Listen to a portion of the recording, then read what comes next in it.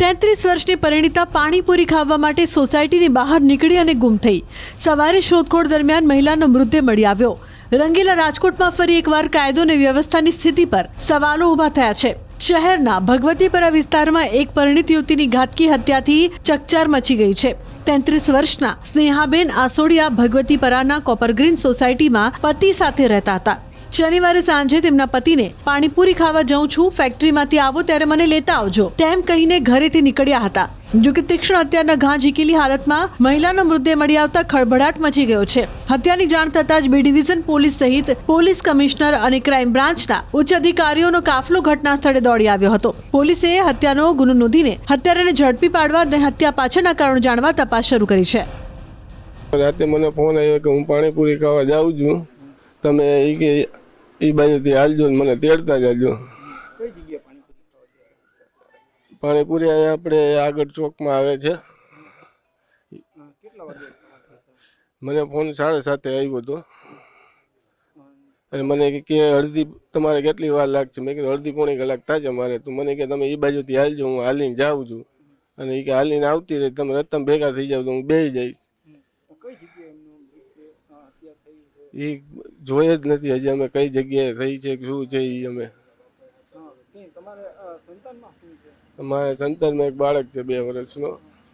અવાવરૂ જગ્યા ખેતરનો રસ્તો છે, ત્યાં એક બનાવ બનેલ છે। એ સવાર દરમિયાન સ્નેહાબેન હિતેશભાઈ અસોડિયા છે, એમનું મૃત્યુ થયેલ છે। 33 વર્ષની ઉંમર છે અને એમને મોઢાના ભાગે ને મગજ માથાના ભાગે ઈજા થવાથી, તીક્ષ્ણ હથિયાર ઈજા થવાથી એમનું મૃત્યુ થયેલ છે। આ બાબતે ખૂનનો ગુનો દાખલ કરવાની કાર્યવાહી ચાલુ છે।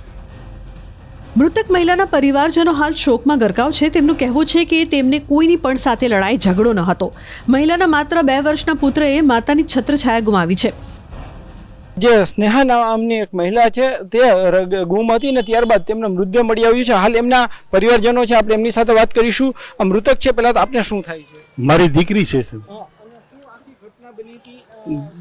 ઘટનામાં એવું 7:30-8 ની ગાળે પાણીપુરી ખાવાનું કહીને રોડ ઉપર નીકળી હતી। પછી જમાઈ એને ત્યાં લેવા જવાના હતા, એ આવ્યા ત્યારે ત્યાં હાજર મળી નહીં, એટલે ખૂબ બધે તપાસ કરી, ક્યાંય મળી નહીં। રાત્રે 12-1 વાગ્યા પોલીસ સ્ટેશનમાં ફરિયાદ કરવા ગયા તો ત્યાં એમ કીધું કે ભાઈ બપોરે આવજો એના ફોટા લઈને। 8 વાગ્યા પછી બીનો સાહેબ, અમને તો સવારે ખબર પડી સાહેબ। અમે તો છોકરાએ મોબાઈલમાં જોયું ત્યારે એને ફોટો જોયો, કીધું કે આ આપણી દીકરીનો જ છે કે ફોટો, એટલે અમે સિવિલ ગયા, સિવિલથી અહીંયા આવ્યા સાહેબ। અન્ય પરિવારજનો છે, આપણે એમની સાથે પણ વાત કરવાનો પ્રયાસ કરીશું। શું કહેશો, આખી ઘટના શું બની હતી અને તમને કઈ રીતે જાણ? મારો દીકરો છે, મારા દીકરાની ઓલા વહુ હતા, એટલે મારો દીકરો 8 વાગે ઓલા 7:30 વાગે ને ફોન આવેલો કે આપણે પાણીપુરી ખાવા જવું છે, ઘરે બનાવી, તો કે ઘરે નથી બનાવી, આપણે અહીંયા જ ખાઈ આવી। એટલે અહીંયા અહીંથી નીકળ્યા, મારો દીકરો અહીંયાથી નીકળ્યો તો ઘરે આવતા કોઈ જાતિનો પત્તો લાગ્યો નહીં। પછી એના સસરાના ઘરે, એના શાળાને વાત કરી, એના સાધુભાઈઓને વાત કરી, પછી બધા ભેગા થઈને ઓલા શોધખોળ કરી, કાંઈ પત્તો ન લાગે એટલે મેં પોલીસ સ્ટેશનની અંદર ફરિયાદ કરી।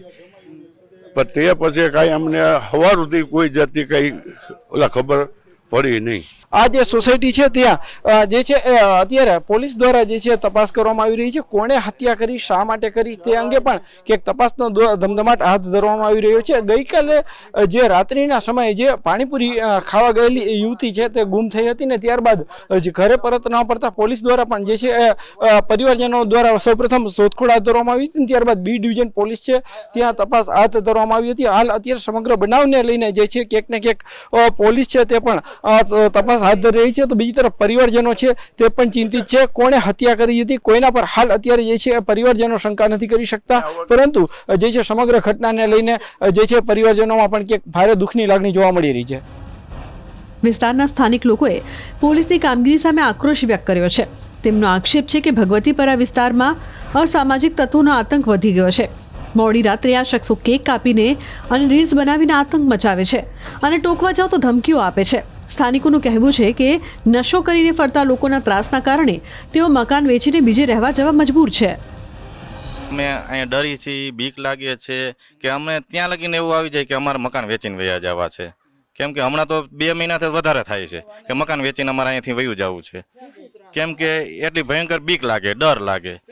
કે ડર એવું કે એમ કહી દે તમારાથી થાય એ કરી લ્યો, અમે આમ કરશું તેમ કરશું, જે કરવું એ કરી લેજો, એવી રીતે અમને આગળ વર્તન કરે છે. એટલે એ શું થોડા જ હજુ ડ્રિંક કરીને આવતા હોય એટલે એના મગજમાં શું ચડી જાય ને એટલે એ બોલવા જ માંડે ડાયરેક્ટ, ગાડું વાળી ધમકી એવું. હા, ધમકી દઈ દે કંઈ કે ભાઈ એ થાશે જ ઈ કે અહીંયા. અને પાછું રોડ ઉપર નીકળે એટલે આમ તાસેથી નજરેથી જ જોવે બધાય, આમ એવું આમ કે આપણે આમ માર નાખે એવું એટલે આપણે બી જાય. એટલે અમારા માહે લેડીઝ બેઠી હોય ને એ એમ કે તમે બોલતા નહીં કાંઈ, એટલે આપણે બોલી નહીં. કેમ કે બોલી તો કજ્યો ઝઘડો થાય.